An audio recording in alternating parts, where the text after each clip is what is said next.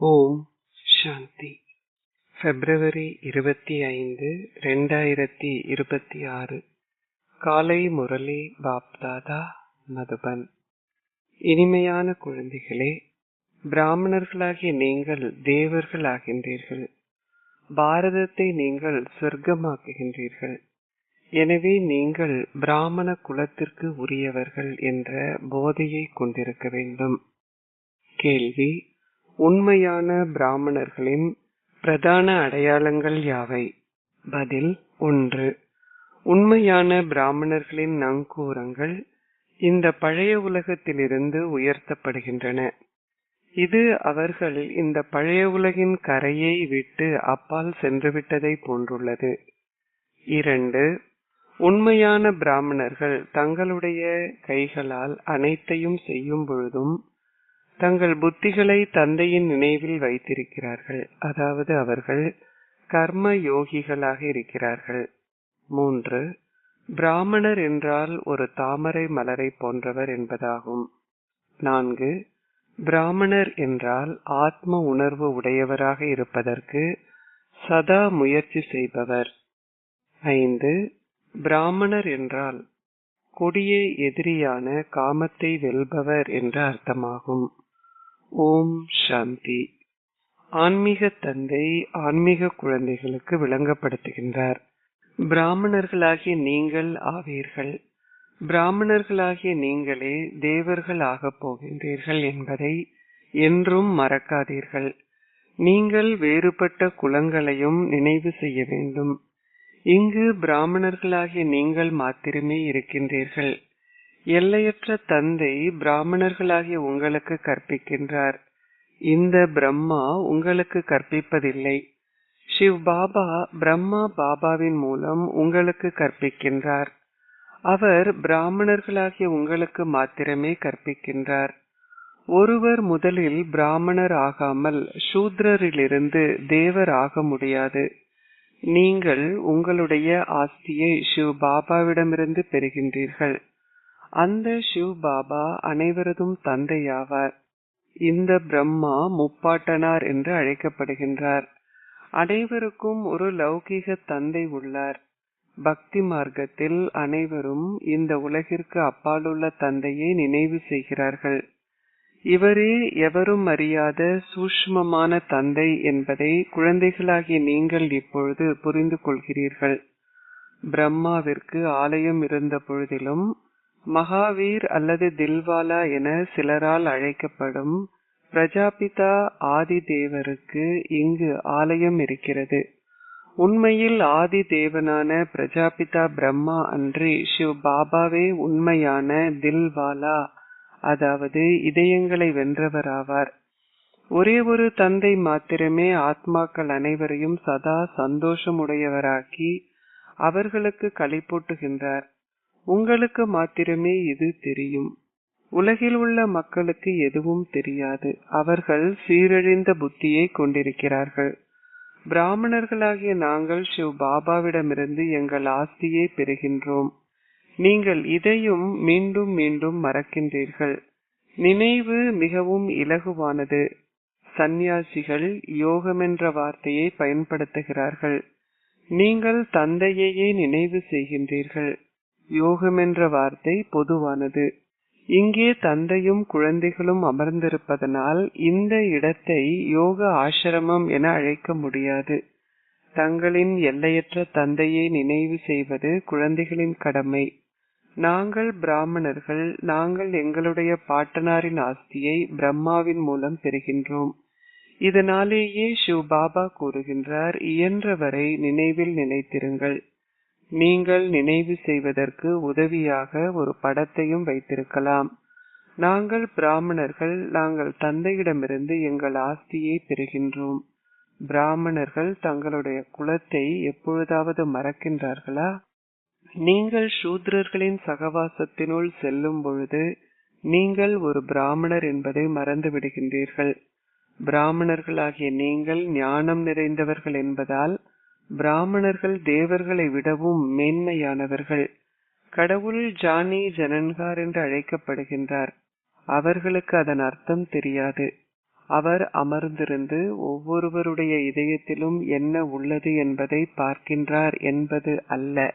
இல்லை, அவர் உலகின் ஆரம்பம், மத்தியமம், இறுதி பற்றிய ஞானத்தை கொண்டிருக்கின்றார். அவர் விதையாவார். அவருக்கு விருட்சத்தின் ஆரம்பம், மத்தியமம், இறுதி பற்றி தெரியும். எனவே அத்தகைய தந்தையை நீங்கள் அதிகளவு நினைவு செய்ய வேண்டும். ஆத்மாவான இவரும் அந்த தந்தையை நினைவு செய்கின்றார். அந்த தந்தை கூறுகின்றார், இந்த பிரம்மாவும் என்னை நினைவு செய்கின்றார். ஏனெனில் அப்பொழுதே அவர் அந்த ஆஸ்தியை பெறுகின்றார். நீங்கள் என்னை நினைவு செய்யும் பொழுது மாத்திரமே ஓர் ஆஸ்தியை பெறுவீர்கள். ஆரம்பத்தில் நீங்கள் ஷரீரமற்றவர்களாகவே இங்கு வந்தீர்கள். நீங்கள் இப்பொழுது மீண்டும் ஷரீரமற்றவர்களாகி வீடு திரும்ப வேண்டும். மற்ற அனைவரும் உங்களுக்கு துன்பத்தையே கொடுக்கிறார்கள். நீங்கள் ஏன் அவர்களை நினைவு செய்ய வேண்டும்? எனவே நீங்கள் என்னை கண்டறிந்துள்ளதால் நான் உங்களை புதிய உலகிற்கு அழைத்து செல்கின்றேன். அங்கே துன்பம் இல்லை. அவர்கள் அங்கே தெய்வீக உறவு முறைகளையே கொண்டுள்ளார்கள். இங்கு கணவன் மனைவி உறவு முறையிலேயே முதன்மையான துன்பம் உள்ளது. ஏனெனில் அவர்கள் விகாரமுடையவர்கள் ஆகின்றார்கள். நான் இப்பொழுது விகாரம் என்ற குறிப்பே இல்லாத உலகிற்கு உங்களை தகுதி வாய்ந்தவர்கள் ஆக்குகின்றேன். கொடிய எதிரியான காமம் நினைவு கூறப்படுகிறது. ஏனெனில் இதுவே அதன் ஆரம்பம் முதல் மத்தியமத்தின் மூலமாக இறுதி வரை துன்பத்தை விளைவிக்கிறது. கோபத்தை பற்றி அது ஆரம்பம் முதல் மத்தியமத்தின் மூலமாக இறுதி வரை துன்பம் விளைவிப்பதாக நீங்கள் கூற மாட்டீர்கள். இல்லை, காமம் வெல்லப்பட வேண்டும். இதுவே அதன் ஆரம்பம் முதல் மத்தியமத்தின் மூலமாக இறுதி வரை துன்பத்தை விளைவிக்கிறது. இது உங்களை தூய்மையற்றவர்கள் ஆக்குகிறது. தூய்மையற்றது என்ற வார்த்தை காம விகாரத்தையே குறிக்கிறது. இந்த எதிரியை வெல்ல வேண்டும். நீங்கள் சொர்க்கத்தின் தேவர்கள் ஆகின்றீர்கள் என்பது உங்களுக்கு தெரியும். இந்த நம்பிக்கை ஏற்படும் வரை உங்களால் எதையுமே அடைய முடியாது. தந்தை கூறுகின்றார், குழந்தைகளாகிய நீங்கள் உங்களுடைய எண்ணம், வார்த்தை, செயல்களில் மிக சரியானவர்கள் ஆக வேண்டும். இதற்கு முயற்சி தேவைப்படுகிறது. நீங்கள் பாரதத்தை சொர்க்கமாக்குகின்றீர்கள் என்பது எவருக்குமே தெரியாது. நீங்கள் மேலும் முன்னேறும் பொழுது அவர்கள் அதனை புரிந்து கொள்வார்கள். அவர்கள் ஓர் உலகத்தையும் ஓர் ராஜ்யத்தையும் ஓர் தர்மத்தையும் ஓர் மொழியையும் விரும்புகின்றார்கள். இன்றைக்கு 5000 ஆண்டுகளுக்கு முன்னர் அங்கே ஓர் ராஜ்யமும் ஓர் தர்மமும் உள்ள சத்யுகம் இருந்தது எனவும் அது சொர்க்கம் என்றும் அழைக்கப்பட்டது எனவும் உங்களால் விளங்கப்படுத்த முடியும். ராம ராஜ்யத்தை பற்றியும் ராவண ராஜ்யத்தை பற்றியும் எவரும் அறிய மாட்டார்கள். நீங்கள் செய்யும் முயற்சிக்கு ஏற்ப வரிசை கிரமமாக 100% சீரழிந்த புத்தி உடையவர்களிலிருந்து ஒரு தூய சுத்தமான புத்தி உடையவர்களாக மாறுகின்றீர்கள். தந்தை இங்கே அமர்ந்திருந்து உங்களுக்கு கற்பிக்கின்றார். தந்தையின் வழிகாட்டல்களை பின்பற்றுங்கள். தந்தை கூறுகின்றார், இப்பழைய உலகில் வாழும் பொழுதும் தாமரை மலர் போல் தூய்மையாக இருங்கள். தொடர்ந்தும் என்னை நினைவு செய்யுங்கள். தந்தை ஆத்மாக்களான உங்களுக்கு விளங்கப்படுத்துகின்றார். இந்த அங்கங்கள் மூலம் ஆத்மாக்களாகிய உங்களுக்கு கற்பிப்பதற்கே நான் வந்துள்ளேன். ஆத்மாக்களான நீங்கள் உங்களின் அங்கங்களினால் கேட்கின்றீர்கள். குழந்தைகளாகிய நீங்கள் ஆத்ம உணர்வு உடையவர்கள் ஆக வேண்டும். இது ஓர் அழுக்கான பழைய சரீரம்.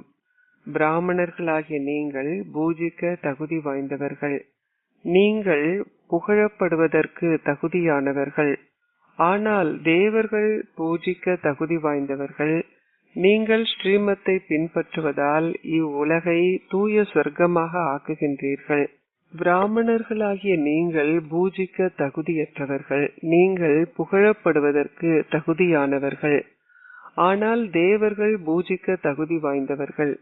நீங்கள் ஸ்ரீமத்தை பின்பற்றுவதால் இவ்வுலகை தூய சொர்க்கமாக ஆக்குகின்றீர்கள். இதனாலேயே நீங்கள் புகழப்படுகின்றீர்கள். உங்களை பூஜிக்க முடியாது. தேவர்கள் அன்றி பிராமணர்களாகிய நீங்களே புகழப்படுகின்றீர்கள். தந்தை உங்களை சூத்திரர்களிலிருந்து பிராமணர்களாக மாற்றுகின்றார். அவர்கள் ஜெகதம்பாவிற்கும் பிரம்மாவிற்கும் ஆலயங்களை கட்டிய பொழுதிலும் அவர்கள் யார் என்பது அவர்களுக்கு தெரியாது. பிரம்மா உலக தந்தையாவார். நீங்கள் அவரை ஒரு தேவரென அழைக்க மாட்டீர்கள். தேவர்களின் ஆத்மாக்கள் ஷரீரங்கள் இரண்டுமே தூய்மையானவை. ஆத்மாக்களாகிய நீங்கள் இப்பொழுது தூய்மையாகின்றீர்கள். உங்கள் ஷரீரங்கள் தூய்மையானவை அல்ல. கடவுளின் வழிகாட்டல்களை பின்பற்றுவதால் நீங்கள் இப்பொழுது பாரதத்தை சொர்க்கமாக்குகின்றீர்கள். நீங்கள் சொர்க்கத்திற்கு தகுதி வாய்ந்தவர்களாகவும் ஆகின்றீர்கள். நீங்கள் நிச்சயமாக சதோப்பிரதானம் ஆக வேண்டும். பிராமணர்களான நீங்கள் மாத்திரமே தந்தையினால் கற்பிக்கப்படுகின்றீர்கள். பிராமண விருட்சம் தொடர்ந்தும் வளரும்.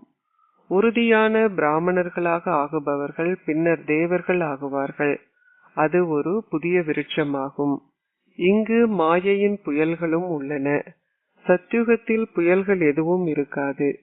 இங்கே நீங்கள் பாபாவின் நினைவிலிருந்து தமோவிலிருந்து சதோப்பிரதானம் ஆக விரும்பினாலும் மாயை உங்களை விடுவதில்லை. அனைத்தும் நினைவிலேயே தங்கி உள்ளது. பாரதத்தின் புராதன யோகம் பிரபல்யமானது.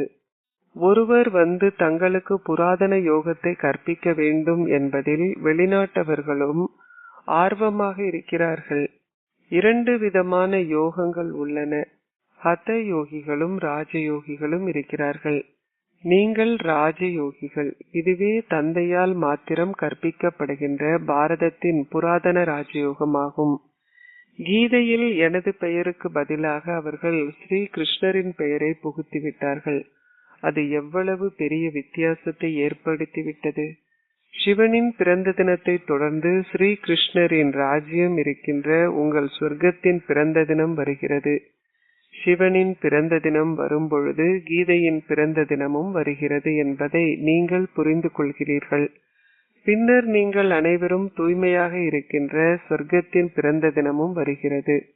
அதன் ஸ்தாபனை சென்ற கல்பத்திலும் நிகழ்ந்ததை போன்றே நிகழ்கிறது. தந்தை கூறுகின்றார், இப்பொழுது என்னை மாத்திரம் நினைவு செய்யுங்கள். நீங்கள் அவரை நினைவு செய்யாத பொழுது மாயை உங்களை ஏதோ ஒரு பாவ செயலை செய்ய வைக்கின்றாள். நீங்கள் நினைவு செய்யாத பொழுது அறையப்படுகின்றீர்கள். நீங்கள் நினைவில் இருந்தீர்களாயின் அறையப்பட மாட்டீர்கள். ஒரு குத்துச்சண்டை இடம்பெறுகிறது. உங்கள் எதிரி ஒரு மனிதன் அல்ல என்பது உங்களுக்கு தெரியும். ராவணனே உங்கள் எதிரி. தந்தை கூறுகின்றார், இந்நேரத்தில் திருமணம் செய்வதென்பது உங்களையே சீரழித்துக் கொள்வதாகும். இங்கே அவர்கள் ஒருவரை ஒருவர் தொடர்ந்தும் சீரழிக்கிறார்கள். அனைத்திற்கும் அப்பாலுள்ள தந்தை இப்பொழுது ஒரு கட்டளையிட்டுள்ளார். குழந்தைகளே, காமமே மிக கொடிய எதிரி. அதனை வென்று தூய்மையாக இருப்பதற்கான சத்தியம் செய்யுங்கள். எவருமே தூய்மையற்றவர்கள் ஆகக்கூடாது. இந்த விகாரத்தினாலேயே நீங்கள் பிறவி பிறவியாக தூய்மையற்றவர்கள் ஆகினீர்கள். இதனாலேயே காமம் மிக கொடிய எதிரி எனப்படுகிறது. சாதுக்கள் புனிதர்கள் அனைவரும் அழைக்கின்றார்கள், ஓ தூய்மையாக்குபவரே வாருங்கள்.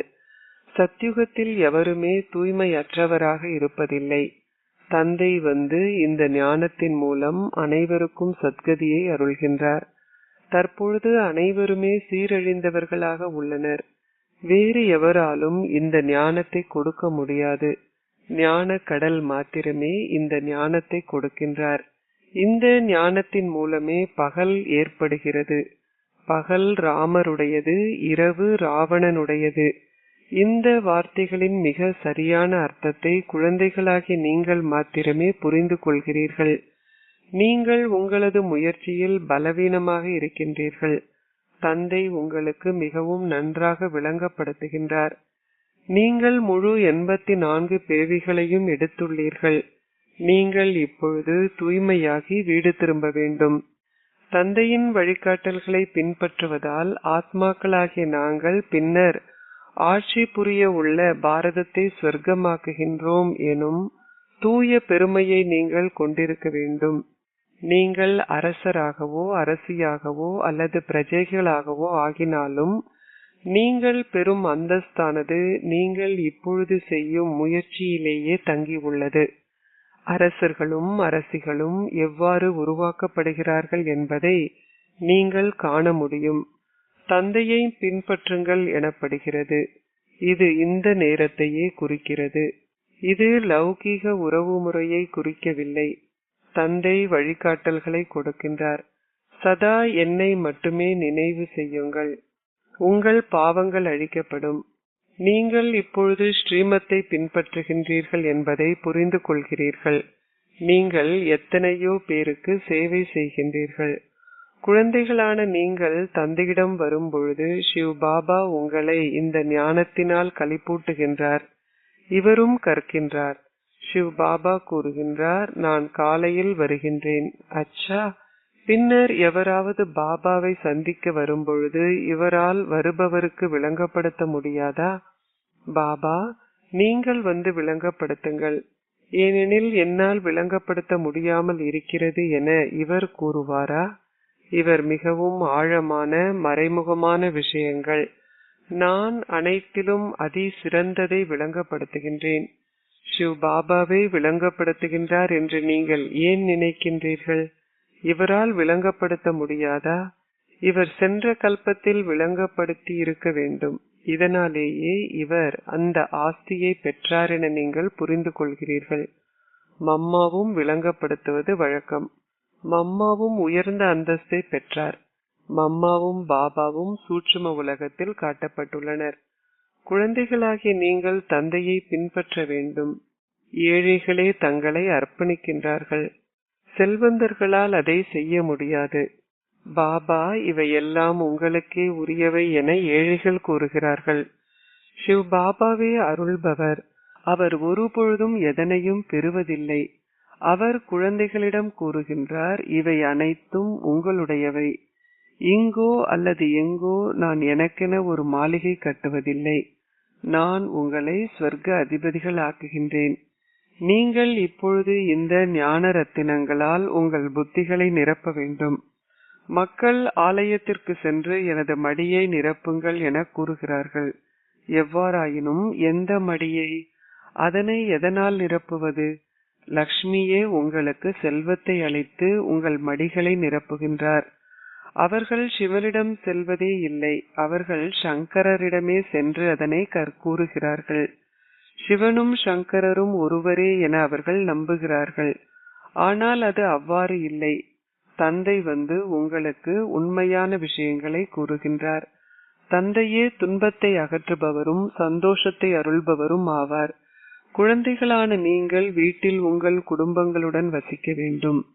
நீங்கள் உங்களுடைய தொழிலையும் முன்னெடுத்து செல்ல வேண்டும். நீங்கள் ஒவ்வொருவரும் உங்களுக்காக ஆலோசனை கேட்கின்றீர்கள். பாபா, நான் இந்த விஷயத்தை பற்றி பொய் சொல்ல வேண்டி உள்ளது. தந்தை ஒவ்வொருவருடைய நாடி துடிப்பையும் உணர்ந்து அதற்கு ஏற்ப ஆலோசனை கூறுகின்றார். குழந்தைகளால் பின்பற்ற முடியாத ஆலோசனையை நான் ஏன் கூற வேண்டும் என தந்தை எண்ணுகின்றார். அவர் அவர்களது நாடி துடிப்பை உணர்ந்து அவர்களால் பின்பற்றக்கூடிய ஆலோசனைகளை கூறுகின்றார். நான் எதனையாவது செய்யும்படி அவர்களிடம் கூறி அவர்களால் அதனை செய்ய முடியாது விட்டால் அவர்கள் கீழ்ப்படிவற்ற ஆத்மாக்களின் வரிசையில் வருவார்கள். ஆத்மாக்களாகிய உங்கள் ஒவ்வொருவருக்கும் சொந்த கர்ம கணக்குகள் உள்ளன. ஒரே ஒரு சத்திர சிகிச்சை நிபுணரே இருக்கின்றார். நீங்கள் அவரிடம் செல்ல வேண்டும். அவர் உங்களுக்கு முழு ஆலோசனை வழங்குவார். நீங்கள் அனைவரும் பாபாவிடம் கேட்க வேண்டும். பாபா, எவ்வாறு நான் இந்த சூழ்நிலையில் மற்றவர்களுடன் பழகுவது? நான் இப்பொழுது என்ன செய்ய வேண்டும்? தந்தை உங்களை சொர்க்கத்திற்கு அனுப்புகின்றார். நீங்கள் சொர்க்கவாசிகள் ஆகப் போகின்றீர்கள் என்பது உங்களுக்கு தெரியும். நாங்கள் இப்பொழுது சங்கமயுக வாசிகள். நீங்கள் இப்பொழுது நரகத்திலும் இல்லை, சொர்க்கத்திலும் இல்லை. பிராமணர்கள் ஆகிவிட்டவர்களின் நங்கூரங்கள் இந்த அழுக்கான உலகிலிருந்து உயர்த்தப்பட்டு விட்டன. நீங்கள் கலியுக உலகின் கரையை விட்டு புறப்பட்டு விட்டீர்கள். சில பிராமணர்கள் நினைவு யாத்திரையில் விரைவாகவும் மற்றவர்கள் மெதுவாகவும் முன்னேறி செல்கிறார்கள். சிலர் பாபாவின் கையை விட்டு சென்று விடுகிறார்கள். அதாவது அவர்கள் கலியுகத்திற்கு திரும்பி சென்று விடுகிறார்கள். இப்பொழுது படகோட்டி உங்களை அழைத்து செல்கின்றார் என்பது உங்களுக்கு தெரியும். பலவிதமான யாத்திரைகள் உள்ளன, ஆனால் உங்கள் யாத்திரை ஒன்றே. இந்த யாத்திரை முற்றிலும் தனித்துவமானது. புயல்கள் வரும்பொழுது அவை உங்கள் நினைவை துண்டிக்கின்றன. இந்த நினைவு யாத்திரையை மிகவும் உறுதி வாய்ந்தது ஆக்குங்கள். முயற்சி செய்யுங்கள். நீங்கள் கர்மயோகிகள். உங்கள் கைகள் வேலை செய்யும் அதே நேரத்தில் உங்கள் இதயம் நினைவில் இருக்கட்டும். இதை இயன்ற அளவு செய்யுங்கள். அரை கல்பமாக காதலிகளான நீங்கள் அன்பிற்கினியவரை நினைவு செய்து, பாபா, இங்கு பெரும் துன்பம் நிலவுகிறது, இப்பொழுது எங்களை சந்தோஷ தாமத்தின் அதிபதிகள் ஆக்குங்கள் என கூறி வந்தீர்கள். நீங்கள் நினைவு யாத்திரையில் இருக்கும் பொழுது உங்கள் பாவங்கள் அழிக்கப்படும். நீங்கள் சொர்க்க ஆஸ்தியை பெற்றீர்கள், ஆனால் பின்னர் அதனை தொலைத்து விட்டீர்கள். பாரதம் சொர்க்கமாக இருந்தது, இதனாலேயே அவர்கள் புராதன பாரதத்தை பற்றி பேசுகிறார்கள். அவர்கள் பாரதத்திற்கு பெரும் மரியாதை கொடுக்கிறார்கள். இதுவே மிக மகத்தானதும் மிக பழையதுமான இடமாகும். பாரதம் இப்பொழுது மிகவும் ஏழ்மையடைந்துள்ளது. இதனாலேயே அனைவரும் அதற்கு உதவிகள் வழங்குகிறார்கள். தங்களிடம் பெருமளவு தானியம் இருக்கும் எனவும் தாங்கள் வேறு எங்கேனும் இருந்து இறக்குமதி செய்ய தேவையில்லை எனவும் அம்மக்கள் நம்புகிறார்கள். ஆனால் விநாசம் முன்னாலேயே உள்ளது. இதை நன்றாக புரிந்து கொள்பவர்கள் பெருமளவு உயர்ந்த சந்தோஷம் உடையவர்களாக இருப்பார்கள். பலரும் கண்காட்சிகளுக்கு வருகிறார்கள். நீங்கள் உண்மையை கூறுகின்றீர்கள் என அவர்கள் கூறுகிறார்கள். எவ்வாறாயினும் தாங்கள் தந்தையிடமிருந்து தங்கள் ஆஸ்தியை பெற வேண்டும் என்பது அவர்களின் புத்திகளில் இருப்பதில்லை. அங்கிருந்து வெளியேறியதும் அவர்களுக்கு அனைத்தும் முடிவடைந்து விடுகிறது. பாபா உங்களை சொர்க்கத்திற்கு அனுப்புகின்றார் என்பதை நீங்கள் அறிவீர்கள். அங்கே கர்ப்பப்பை சிறையோ அல்லது வேறு எந்த சிறைகளோ இருப்பதில்லை. இப்பொழுது சிறைக்கு யாத்திரை செல்வது மிக இலகுவாகிவிட்டது. பின்னர் சத்யுகத்தில் சிறைச்சாலையை காணவும் மாட்டீர்கள். சிறைச்சாலை அங்கே இருப்பதும் இல்லை. இங்கே இருப்பதெல்லாம் மாயையின் ஆடம்பரம். அவர்கள் முக்கியஸ்தர்களை முடித்து விடுகின்றனர். இன்று அவர்கள் எவரேனும் ஒருவருக்கு பெரும் மரியாதை செய்கிறார்கள். நாளையே அந்த மரியாதை அற்று போய்விடுகிறது. இந்நாட்களில் நிகழ்வன எல்லாம் மிக விரைவாக நிகழ்ந்து முடிகின்றன. மரணமும் மிக விரைவாக முடியும். சத்யுகத்தில் இத்தகைய குழப்பங்கள் இல்லை. நீங்கள் மேலும் முன்னேறும் பொழுது என்ன நிகழ்கிறது என பாருங்கள். காட்சிகள் மிகவும் பயங்கரமானவையாக இருக்கும். நீங்கள் அவற்றின் காட்சிகளை கண்டுள்ளீர்கள். நினைவு யாத்திரையே குழந்தைகளாகிய உங்களுக்கான முக்கிய விஷயம். அச்சா, இனிமையிலும் இனிமையான அன்பிற்குரிய எப்பொழுதோ காணாமல் சென்று இப்பொழுது கண்டெடுக்கப்பட்டிருக்கும் குழந்தைகளுக்கு உங்கள் தந்தை தாயாக இருக்கும் பாப் தாதாவின் அன்பும் நினைவுகளும் காலை வந்தனங்களும். ஆன்மீக தந்தை ஆன்மீக குழந்தைகளுக்கு நமஸ்தே கூறுகின்றார். ஆன்மீக குழந்தைகள் ஆன்மீக தந்தைக்கு நமஸ்தே கூறுகின்றோம். தாரணைக்குரிய சாரம் 1. உங்கள் எண்ணங்கள், வார்த்தைகள், செயல்களில் மிக மிக சரியானவர்கள் ஆகுங்கள். ஒரு பிராமணர் ஆகிய பின்னர் சூத்ரரின் செயல்கள் எதனையும் செய்யாதீர்கள். 2. கீழ்ப்படிவு உள்ளவர்களாகி பாபாவிடமிருந்து நீங்கள் பெறும் ஆலோசனையை முழுமையாக பின்பற்றுங்கள். ஒவ்வொரு செயலையும் ஒரு கர்மயோகியாக செய்யுங்கள். அனைவருடைய புத்தியையும் இந்த ஞான ரத்தினங்களால் நிரப்புங்கள். ஆசீர்வாதம். நீங்கள் லேசாகவும் ஒளியாகவும் ஆகுவதன் மூலம் ஒரு கர்ம யோகியாகி கர்மாதி ஸ்திதியை அனுபவம் செய்வீர்களாக. செயல்களை செய்வது இயல்பானது ஆகியிருப்பதை போல் கர்மாதீத், அதாவது கர்மத்திற்கு அப்பாற்பட்டு இருத்தல் ஆகுவதும் இயல்பானதாக வேண்டும். இதற்கு லேசாகவும் ஒளியாகவும் ஆகுங்கள். டபுள் லைட் ஆகுவதற்கு செயல்களை செய்யும் பொழுது உங்களை ஒரு நம்பிக்கை பொறுப்பாளராக கருதி ஆத்ம உணர்வு ஸ்திதியை பயிற்சி செய்யுங்கள். இந்த 2 விஷயங்களில் கவனம் செலுத்துவதன் மூலம் ஒரு வினாடியில் நீங்கள் கர்மாதீத் ஆகுவீர்கள். ஒரு வினாடியில் ஒரு கர்ம யோகி ஆகுவீர்கள். செயல்களை பெயரளவில் செய்வதற்காக ஒரு கருவியாகவும் ஒரு கர்ம யோகியாகவும் ஆகுங்கள். அதன் பின்னர் கர்மாதி ஸ்திதியை அனுபவம் செய்யுங்கள். ஸ்லோகம்: பெரிய இதயங்களை கொண்டவர்களுக்கு அசாத்தியமான காரியமும் சாத்தியமாகிவிடும். அவ்யக்த இஷாரா: ஒற்றுமை மற்றும் நம்பிக்கை என்ற சிறப்பியல்பால் வெற்றி நிறைந்தவர் ஆகுங்கள். உங்களிடம் உள்ள பலவீனங்களை அன்றி சிறப்பியல்புகளை உங்களின் முன்னால் வைத்தீர்கள் என்றால் உங்களின் மீதே உங்களுக்கு நம்பிக்கை ஏற்படும். உங்களின் பலவீனங்களை பற்றி அதிகம் சிந்திக்காதீர்கள். நீங்கள் சதா தொடர்ந்து சந்தோஷத்துடன் முன்னேறுவீர்கள். பல நாடுகள், பல மொழிகள், பல நிறங்கள் இருந்தாலும் பன்முகத்தன்மை இருக்கும்போது நடைமுறையில் அனைவரின் இதயத்திலும் ஒற்றுமை இருக்க வேண்டும்.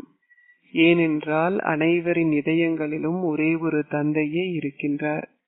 நீங்கள் அனைவரும் ஒரு ஸ்ரீமத்தையே பின்பற்றுகின்றீர்கள். பல மொழிகள் இருந்தாலும் இதயத்தின் பாடலும் மொழியும் ஒன்றே ஆகும். ஓம் சாந்தி.